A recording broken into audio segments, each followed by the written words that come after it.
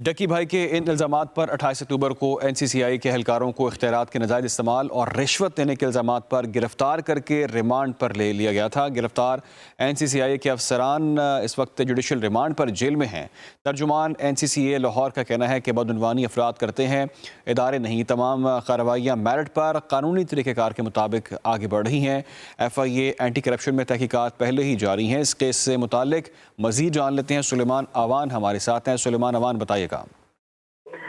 جی بالکل، یہ جو افسران ہیں گرفتار کیے گئے تھے، ان پر الزامات تھے کہ انہوں نے اختیارات کا ناجائز استعمال کیا ہے۔ جو ڈکی بھائی کی اہلیہ روپ جتوئی ہے، وہ ان کو متعدد بار جو ہے وہ عدالت اپنے دفتر میں بلاتے تھے اور ان کو بلیک میل کرتے تھے اور ان کو کہتے تھے کہ ہم جو ہے آپ کو بھی پرچے میں نامزد کر دیں گے، جن کے انکشافات جو ہے وہ ڈکی بھائی نے جو ہے وہ اپنے ویلاگ میں بھی کیے ہیں۔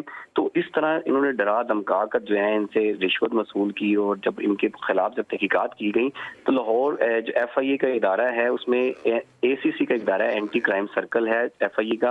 تو یہ جو جتنے بھی وفاق کے ملازمین ہیں ان کے خلاف جو ہے وہ ادارہ، وہ سرکل جو ہے وہ کارروائی کرتا ہے۔ اس طرح روپ جتوئی نے جو ہے وہ ایک درخواست دی جس میں انہوں نے بتایا کہ 90 لاکھ کے قریب جو ہے ان افسران نے رشوت جو ہے وہ وصول کی ہے۔ جب تحقیقات کی گئی ACC کی جانب سے تو انہوں نے یہ نہ صرف یہ ریکوری کروائی بلکہ یہ جو NCCA کے افسران تھے، جس میں چودھری سرفراز ایڈیشنل ڈائریکٹر تھے، ڈپٹی ڈائریکٹر زوار احمد تھے، مشتبہ ہے اسسٹنٹ ڈائریکٹر، شعیب ریاض جو کہ تفتیشی تھا NCCA ڈکی بھائی کے کیس کا، اس کے بعد سب انسپیکٹر جو ہے وہ یاسر ہے اور سب انسپیکٹر جو ہے وہ علی جو ہے، اور اس کے علاوہ ڈپٹی ڈائریکٹر جو ہے وہ عثمان جو ہے وہ کہ اسلام آباد سے جن کو گرفتار کیا گیا تھا۔ تو یہ تمام ملزمان کو جو ہے وہ عدالت میں پیش کیا گیا۔ جب جسمانی ریمانڈ کی استدعا کی تھی تو ریمانڈ کے دوران جو ہے ملزمان سے متعدد جو ہے وہ رقم جو ہے مزید رقم جو ہے وہ ریکور کی گئی، تقریباً 4.25 کروڑ کے قریب جو ہے وہ رقم جو ہے ان سے ریسیو کی گئی ہے۔ اور جب ان سے تحقیقات کی گئیں تو تحقیقات میں بہت سے انکشافات سامنے آئی، اور ان تحقیقات میں یہ بھی چیزیں سامنے آئی کہ لاہور میں جتنے بھی کال سینٹرز ہیں،